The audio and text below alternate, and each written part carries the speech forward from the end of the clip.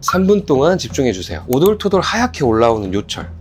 이게 진짜 왜 생기는 걸까요? 턱에 이런 하얀 알갱이들, 많은 분들이 그냥 뾰루지라고 생각하시더라고요. 근데 이상하지 않나요? 짜려고 해도 안 나오고, 괜히 손대면 상처만 좀 남고, 이 알갱이가 여러 개 있다면 이미 모공 속이 기름찬 곳처럼 꽉 차 있다는 신호예요. 이건 모공 입구가 각질로 막혀서 피지가 안에 갇혀버린 상태라고 보시면 돼요. 공기랑 닿지도 못하고 산화도 안 돼요. 그래서 그대로 하얗게 보이는 거예요. 그 정체는 바로 화이트헤드라고 합니다. 이 화이트헤드 그냥 생기는 게 아닙니다. 의외로 세안 습관이 문제일 수 있습니다. 특히 이 턱 쪽. 턱은 세안할 때 놓치기 쉬운 부위예요. 부석부석 닦이지 않아서 잔여물이 그대로 남아버리기도 하거든요. 그 찌꺼기들이 모공 입구를 막으면서 피지가 안에서 못 빠져나오니까 야, 길 막혔다, 못 나가겠다 하면서 여기 남아있는 거죠. 게다가 자기 피부 타입에 맞지 않는 무거운 크림이나 오일 제품을 우리 얼굴에 쓰면 더 심해질 수 있어요. 잔여물이 쉽게 남는 거죠. 모공을 더 꽉 막아버린다는 거예요. 다음은 스트레스가 원인일 수 있어요. 스트레스랑 피지랑 무슨 상관이 있냐 그런 생각 드실 건데, 스트레스를 많이 받거나 밤을 자주 새거나 이러면 몸에서 코티솔이라는 스트레스가 받을 때 나오는 호르몬이 많이 분비가 됩니다. 이게 피지샘을 자극해요. 그래서 기름을 더 만들어내 라고 명령을 내려버리는 거예요. 꼭 중요한 일이 있을 때, 면접 전날, 소개팅 전날,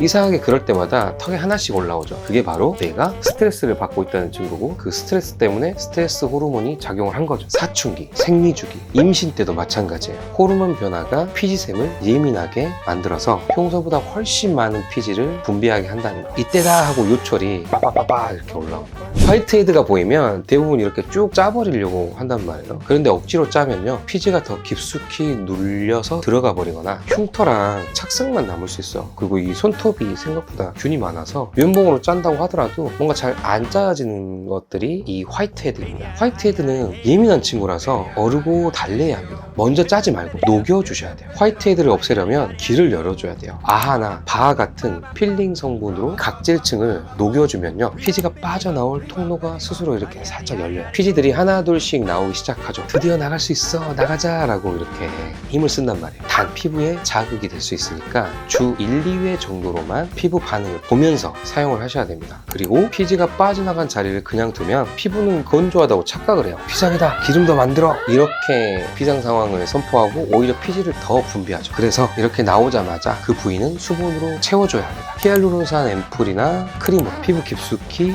수분이 채워 들어갈 수 있게, 이렇게 수분이 충분해야 유수분 밸런스가 맞춰지고 새로운 화이트헤드가 덜 생겨요. 열심히 녹이고 막아줬는데도 그래도 해결이 안 된다, 그땐 저를 찾아오세요.